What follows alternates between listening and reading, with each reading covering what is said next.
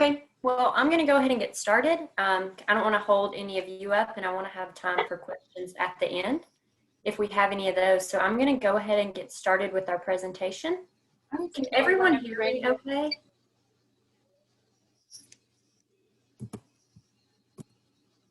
Yes. Yes, okay, awesome. All right, I'm going to go ahead and get started now. Okay, so my name is Macy Spears. I'm an advisor in the financial aid office at the University of West Georgia.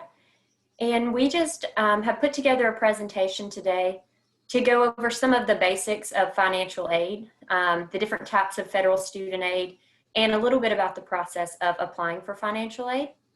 And we'll also go through some of the best places you can go on campus to get help with any questions you have. So we've got a good bit of information packed into today's presentation. So at the end, if you do have a few questions, you can reach out through the chat and we'll try to look at as many. You can't hear me?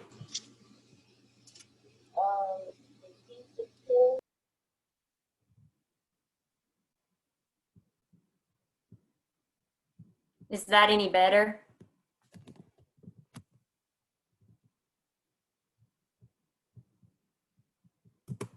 Let's see. Yes, okay.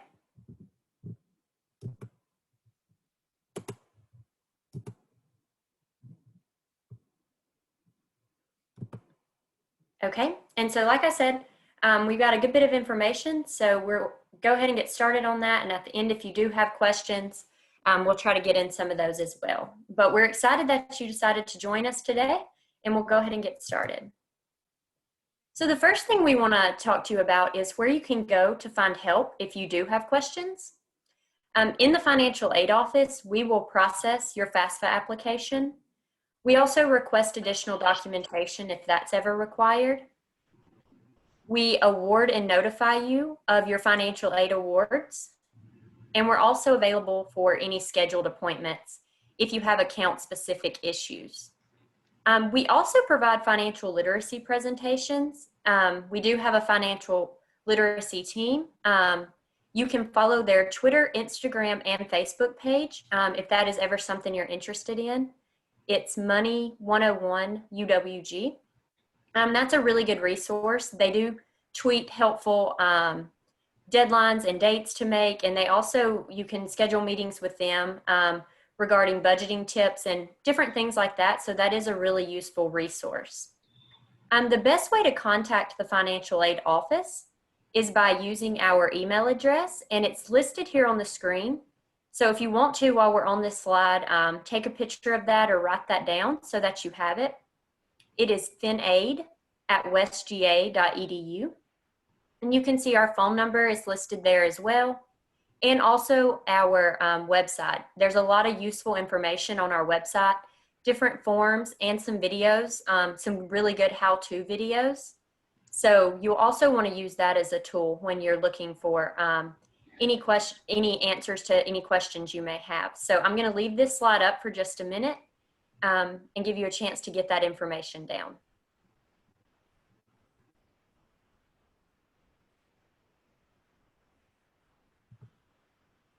Okay. Another, like I said, we are available for appointments. We can meet virtually or by the phone with a financial aid advisor at this time. You can visit the website that's listed on the screen, visitdays.com, and you can schedule those appointments. The screen you get will look like what's pictured here on the screen. It'll let you know the next available date, and then you can schedule a time from there. You can also register for one of our info sessions that we have periodically throughout the semester. Those are different topics for different days, but you can look at those depending on the topic that you might need some information on. And those are really good sessions to use as a tool. So you can register for those here at the website listed on the screen. So again, if you want to jot that down, take a picture of the screen so that you'll have that if you ever need to schedule an appointment or want to register for one of the info sessions.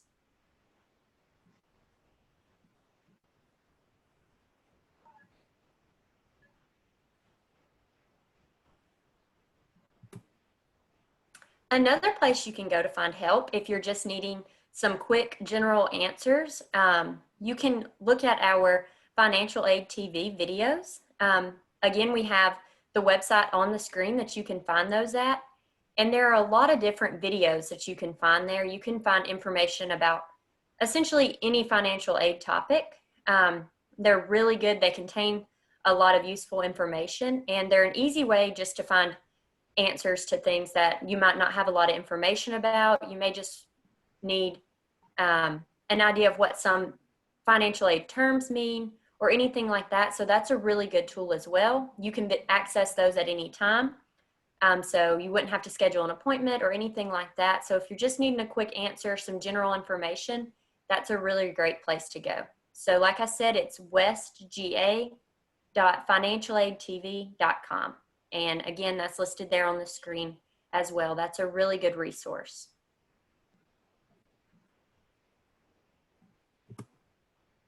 Another place you can go to find help is our Enrollment Services Center. The Enrollment Services Center is really a one-stop shop. If you have any questions related to financial aid, a question for the registrar's office, or a question for the bursar's office, they can help you out in the Enrollment Services Center. So it's a great place to go to get an answer to all of your questions. They are located in the Momentum Center on campus. You can also reach them by email. It's listed on the screen, but that is enroll@westga.edu. You can reach them by phone as well, or you can just drop by anytime in the Momentum Center. But that is a really good place to go when you do have questions to get some good one-on-one help. Another place you can go to find help is the bursar's office. The bursar's office is responsible for invoicing, accepting student payments. So essentially they're the cashier of the university. If you have to make payments, they're accepted by the bursar's office. So for more information about any out-of-pocket payments you may need to make, including electronic checks, credit card payments, cash, or tuition payment plan, the bursar's office is who you would want to contact for those questions. Their information is also listed on the screen. They are in ACOT Hall on campus. You can email them at bursar@westga.edu. You can also visit their website. It has a lot of great information there that can answer your questions. And you can, of course, reach out to them at their phone number, also listed on the screen. We'll leave that up for just a second if anyone needs to get that information down.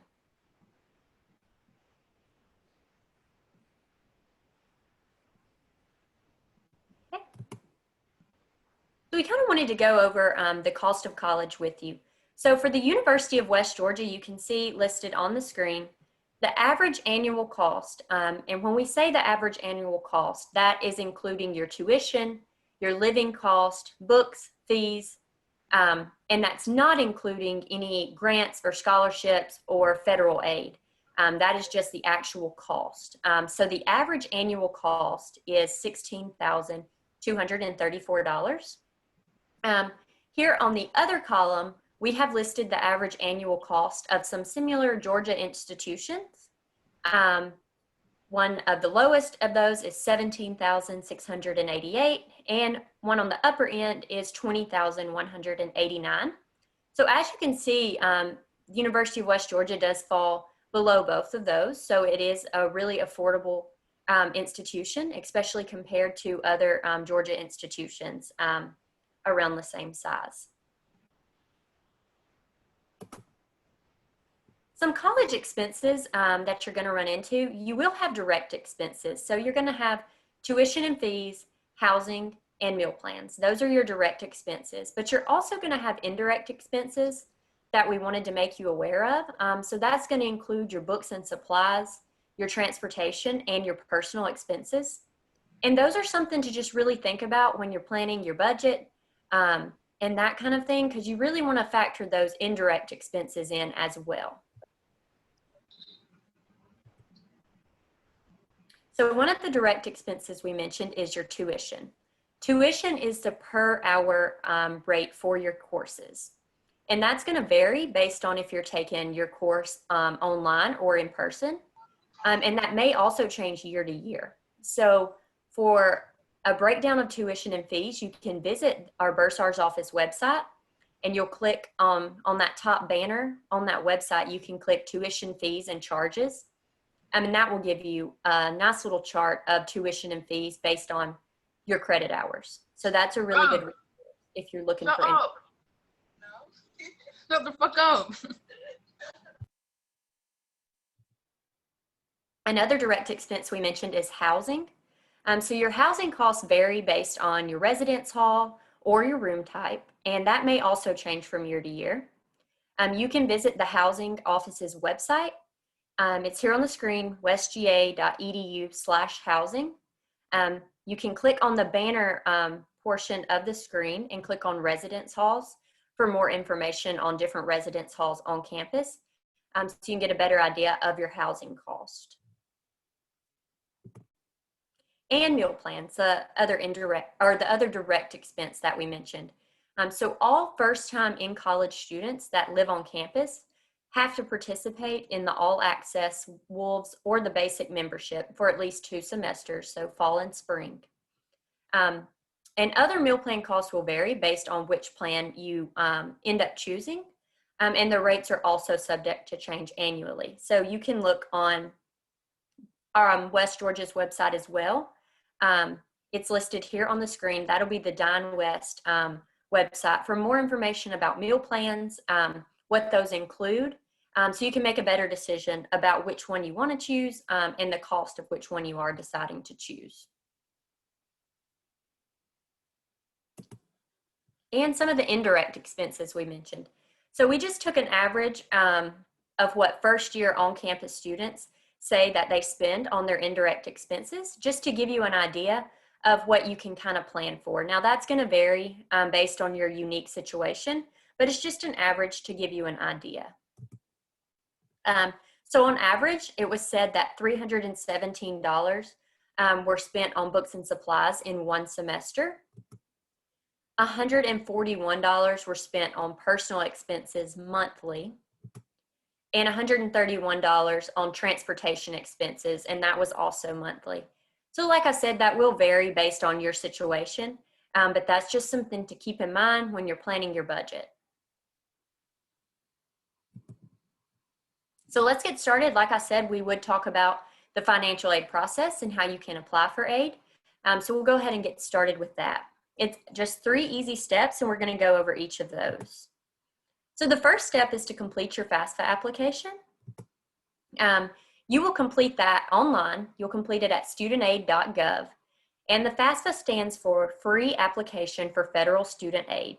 So when you log on to complete that, the application you're completing should be free. So if you click on any other site and it's asking you or charging you to complete that, you're completing the wrong thing. So you want to be sure that you are on the studentaid.gov website.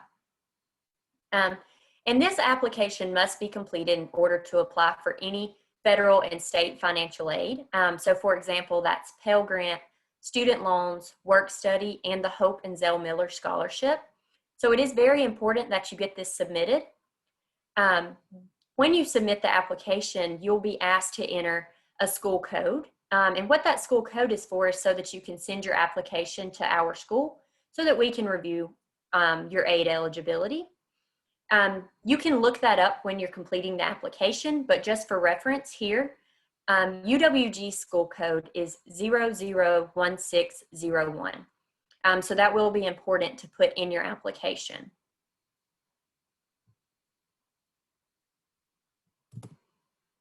So what happens next? After you complete your FAFSA application, it'll take about 3 to 5 business days before we're able to receive that application. Once we receive that and review it, we will send an email to your West Georgia email account, and that email is going to notify you if you've been selected for verification, if we need additional documentation, or if we were able to go ahead and award you. And just a little bit about your FAFSA. If you're having any more questions about that and you'd like to get some more information on that, you can also register for one of our info sessions. It's called FAFSA, A Guide on How to Apply.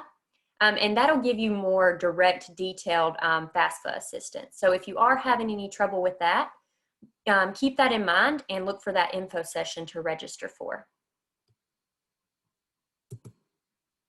So we also looked at some commonly asked questions we got from students in our financial aid inbox. And we wanted to share a few of those with you here. So one question that we get often, the student said, I just applied and filled out my FAFSA on April 2nd. I'm seeing that the fall 2020-2021 FAFSA deadline was April 1st. Does this mean that I won't qualify to receive any financial aid for the fall semester?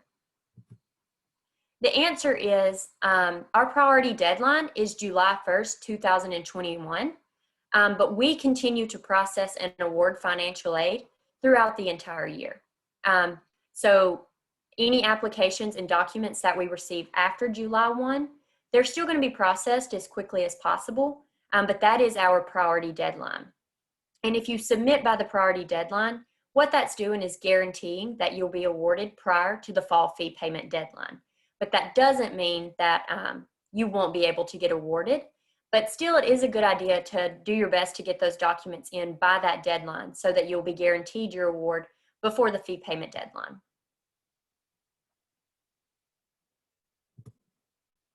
Okay, so step 2 of the financial aid process is completing outstanding requirements. This will not be a step that everyone has, but for some it will, so it's important to take note of this.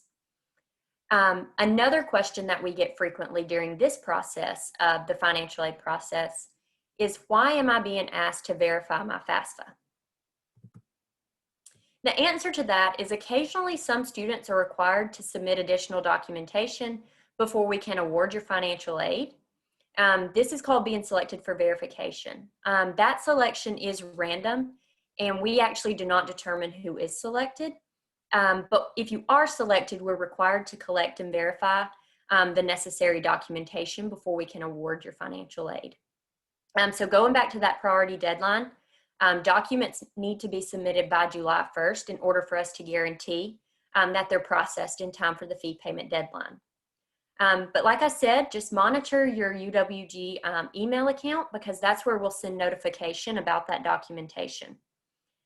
They'll be accepted after July 1st as well, but that is the priority deadline to guarantee that it's processed in time. A note about COVID-19. If your family's income was impacted by COVID-19, you can reach out to our office. The best way to do that is through our email address, and we can discuss possible options for you and your family moving forward. Those outstanding requirements, like I said, that will be sent to, notification of that is going to be sent to your email address. And then after that, you're going to follow the steps listed on the screen to determine if you have any outstanding requirements and what those are. So you'll visit your UWG One login portal.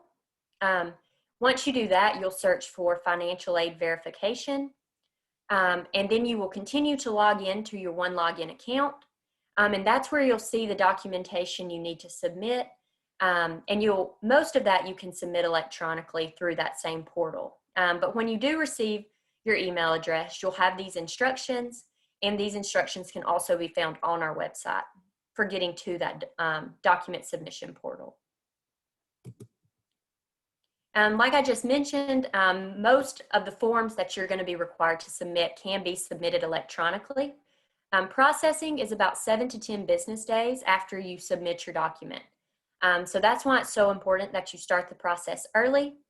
As soon as you submit that document, continue to monitor your email in case we aren't able to accept it for any reason, or in case we are and you're able to get awarded. So you'll want to get that notification as soon as possible. And moving on to step 3. So the last step of the process is to view and take action on your awards. Another frequently asked question is, how will I know how much I get from completing my FAFSA? The answer to that is, like I've said previously, students will receive an email. It's going to be sent to their mywestga.edu email address, and you're going to get a text message. And it's going to be titled, Your University of West Georgia Estimated Financial Aid Offer. And that's going to take you to a link that's going to contain that offer letter. So that's going to give you a breakdown and details of any grants, scholarships, loan offers, or anything like that that you're going to be eligible for based on that FAFSA that you submitted.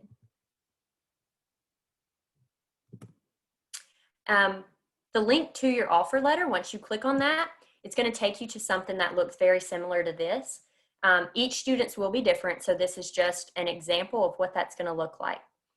So at the top, it's going to list your name, and then you're going to have a breakdown.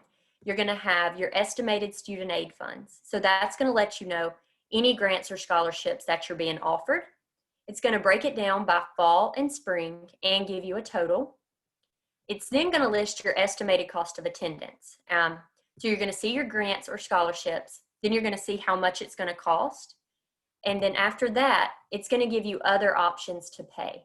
So that's where you're going to see any loan funding that you're eligible for if you're needing other options to pay after grants and scholarships. So you may be eligible for a Direct Plus loan, an unsubsidized loan, or a subsidized loan. And again, those are going to be broken down into fall and spring and a total. Other loan options are also going to be listed here at the bottom, and they're also going to have a link to link you to our website for more information about those. So that's the Parent Plus loan and a private loan. So when you get your offer letter in, you'll be able to look at that as well. And then there's also going to be this work study portion down at the bottom. So if you are eligible for work study, you can get an estimate of what you might could earn while working on campus. Again, with our info sessions, if you want to attend a session to get more information or a better breakdown of everything that'll be on your offer letter, you can attend the session Understanding Your Offer Letter, and that'll give a really good detailed explanation of the letter that we won't really have time to get into today. So going off of that offer letter, some of the types of aid you may be awarded on that letter. At the top, if you're eligible for any Pell Grant, that's going to be listed there. The eligibility for that is going to depend on an estimated family contribution and the number of credit hours that you're enrolled. For federal work study, that actually allows a student to apply for a work study position through our Career Services Center. It doesn't guarantee a position, so just because you see that on your offer letter, you will still have to apply if you're interested. That will allow students to work up to 20 hours a week and receive a bi-weekly paycheck. If you are interested in that, you can search WolfWorks on our website for more information about that. Keep in mind that that's not going to be something that's directly applied to your bill to cover charges. You do receive that as a paycheck. Other types of aid are direct student loans. Those can be subsidized or unsubsidized. And we'll go over those a little bit in detail later on. And the Parent Plus loan, which must be applied for by a biological or adoptive parent only. And there's more information to come on both of those as well. So more details about the Pell Grant. Like I said, it is based on your estimated family contribution. If your EFC is 5,847 or higher, you are not going to be eligible for Pell Grant. So the EFC range is from 0 to 5,846. So anything in there, you may be eligible for a full or partial Pell Grant, and that will also depend on the credit hours that you enroll in. The award dollar amount ranges from $672, the lowest amount, up to $6,495 at a full Pell Grant amount. And like I said, your enrollment status will affect those amounts. So if you're full-time, that's 12 plus hours, you can receive the full amount that you're eligible for. But anything that you enroll under that amount's going to start prorating down based on your enrollment. So you do want to keep that in mind when you're planning for how much Pell is going to apply to your bill. You want to keep in mind how many hours you're enrolled in. Federal student loans, these have annual limits. So for a freshman, you have an annual limit of $5,500. A sophomore is $6,500, and a junior or a senior is $7,500. That's an annual limit, but you're also going to be subject to an aggregate or a lifetime limit. For a dependent undergraduate student, that amount is $31,000. So that's something you want to keep in mind if you have been receiving loan funding for a bit of time. You may be nearing that aggregate loan limit. Our office does monitor that and check for that and perform routine loan limit reviews for students that are getting closer to that aggregate loan limit.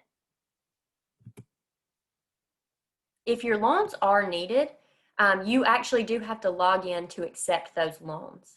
When you do log into your One Login account and you accept that loan, at that time, you're committing to repayment of that loan with interest. And you're also committing to a federal loan origination fee that will be deducted from that loan amount. So the amount you accept will actually be a bit higher than the amount that is actually applied to your bill. And that is because of that direct loan origination fee. That fee amount will vary based on different loan types, but you can visit studentaid.gov website, and they will offer a little bit more detailed information on the federal loan origination fee if you do have any questions about that. There are separate loan borrowing requirements. So if you do plan to accept loan funding, once you've logged in to your One Login account and you've accepted those, you're not quite finished. So in addition to that, the Department of Education requires that students sign a master promissory note, complete loan entrance counseling session, and this one is new for the upcoming year. You're also now going to be required to complete an annual student loan acknowledgement. So those three things have to be completed before your aid will apply to your account. So those are completed on studentaid.gov. And once you complete those, they send an electronic notification to our office to let us know that that's been completed. When you log in to complete those, you're going to use your FSA ID to do those. Like I said, they will send notification of that to us, but it typically takes about 2 to 3 business days. So you want to make sure that you're planning for that and getting that done ahead of time. One thing to really keep in mind is your loans will not be applied to your account if you haven't completed these steps. So if you know that you're going to accept a loan, be sure that you're getting these steps completed at studentaid.gov so that you won't have any issue with your loan getting applied to your account. And a little bit about Parent Plus loans. If additional aid is needed for undergraduate dependent students, a biological or adopted parent may complete an application for a Parent Plus loan. Excuse me. They will complete that application at studentaid.gov. You can find instructions for completing that on our website, which is westga.edu/finaid. When the parent completes that application, they are going to be subject to a credit check. And accepted credit is going to result in the origination of a Parent Plus loan. There's also going to be a federal loan origination fee for that as well, so you want to keep that in mind. And a denied credit decision will result in the offer of an additional unsubsidized loan to the student. Something to keep in mind is just refusing to apply or borrow the Parent Plus loan will not result in that offer of the additional unsubsidized loan. The parent does actually have to apply and be denied in order for us to offer that to the student. But you do want to keep that in mind because even if the credit is denied, there is still another option for the student. So if that is something that you're interested in, like I said, you can find more instructions on our website, and that application is at studentaid.gov. There are also additional loan requirements, just like the student loans. So there's also going to be a Parent Plus master promissory note, and the parent borrower is the one who will actually complete that. And there's also going to be a Parent Plus credit counseling session. Those are very similar to the undergraduate that the student has to do. Those will also be completed at studentaid.gov, and they have to be completed in order to get that loan on the student's account. So those are just some requirements that you want to keep in mind if you do decide to apply for a Parent Plus loan.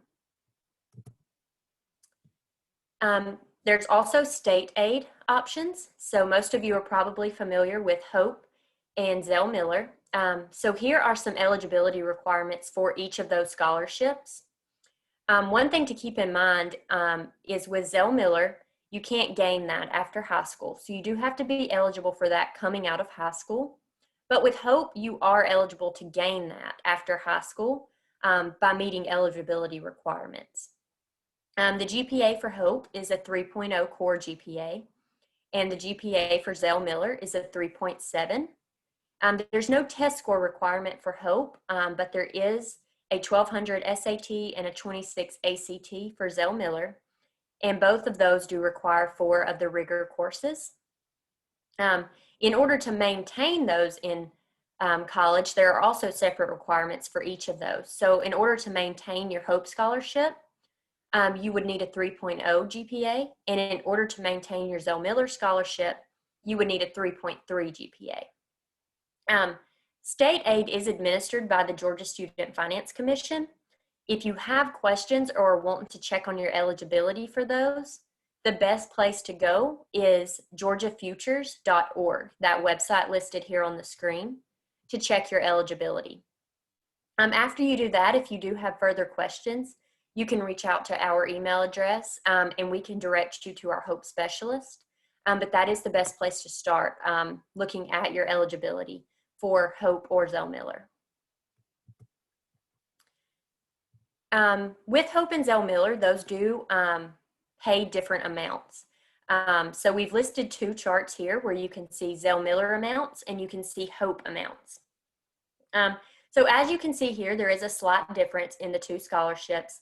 But if you skip to the bottom at 15 credit hours, your HOPE scholarship would pay $2,505, and your Zell Miller scholarship would pay 100% of tuition, just tuition and not fees, and that would pay at $2,732. So you can see there is a slight difference in those 2 amounts. Those amounts are subject to change based on updated HOPE and Zell amounts, but you can see those amounts and get an idea of those on these charts. You can also see this chart on our website if you want to go back and look at it and get a better breakdown and idea of any HOPE or Zell Miller amount you might be eligible for. Other scholarships outside of state aid, now is a really great time to apply for anyone that's going to be incoming in the fall semester. West Georgia has a general scholarship application, and you can complete that online at westga.edu/scholarships. It's available for completion now. It actually opened in November, and the deadline is February 1st, which is tomorrow, but that may be extended. So if you haven't gotten that in, there is still a chance to do so. Outside of the West Georgia General Scholarship application, you can look at civic organizations, religious organizations, community organizations, or anything related. You can check with a parent or spouse's employer, or you can use online search engines. Some examples that we have listed here. There are lots of different outside resources, so you can start applying now for those and be really diligent about getting those applications in and checking different places for scholarships that might be available that you aren't aware of. These are listed on our website as well. If you want to go back to our website and reference those if you're interested in applying for any outside scholarships.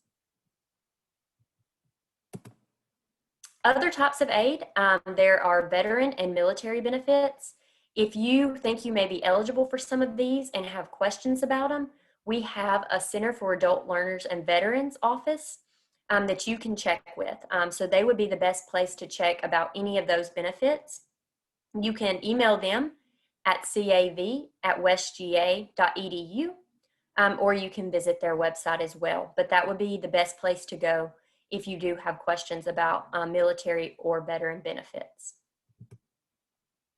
So options for covering your balance. Once your financial aid is applied, if you do still come up with the balance, there are options. A great option is the Nelnet payment plan.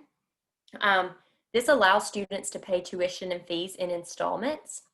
It's not a loan, but enrollment fees will apply if you are interested in the plan. The payment plan can cover any tuition, fees, meal plan, or on-campus charges up to $4,500. If you have questions about the payment plan, those would be directed to the bursar's office.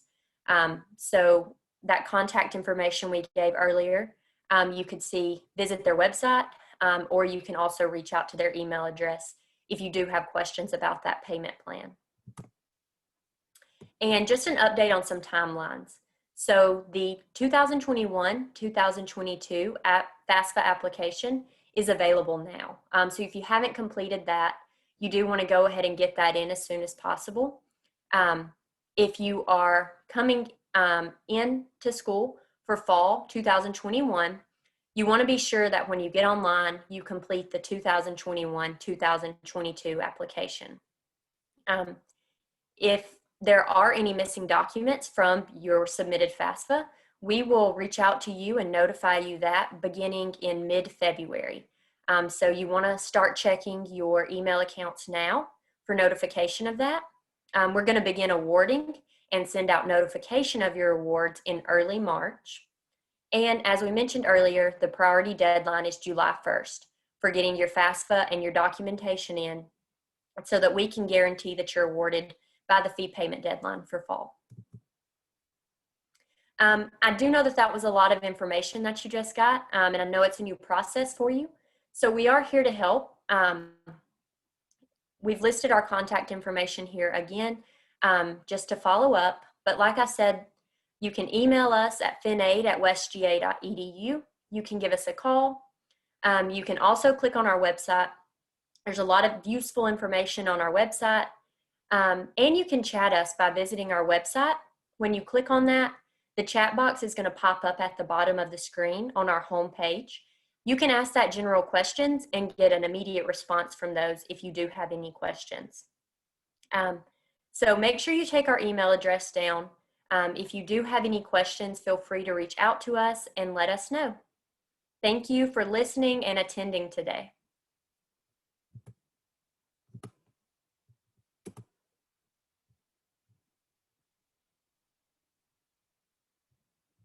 Thanks everyone for coming in. I'm an admissions representative. I know we have not a lot of time left, but if you have any admissions questions, I can take some questions as well. But if not, me and Macy are going to hang out here until everybody's gone. So